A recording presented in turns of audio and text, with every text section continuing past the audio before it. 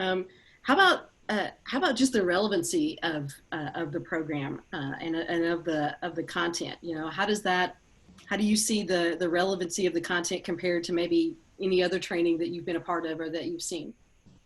Well, like I alluded to earlier on, I think the key for me is that this program is geared towards the residential home building industry. So it's really tied into what we do every day.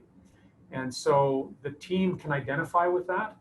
I think the other thing with this program, which to me is very key, is a lot of the topics that we focus on are really relevant to what we deal with in the current market. And starting when we go back to the stage one of the program, where we're at that point in time was about really trying to understand the 7 steps, and then we do the 5-4-3 approach. But it's really understanding, feeling comfortable with your process, trusting the process, basically massaging it so it's still something that you will feel comfortable with as you're having a conversation with the customer. But it's about guiding that customer through the sales process. And again, it's all about how do you reinforce to that customer that you're there to help improve their family's life. And that's really what we're doing.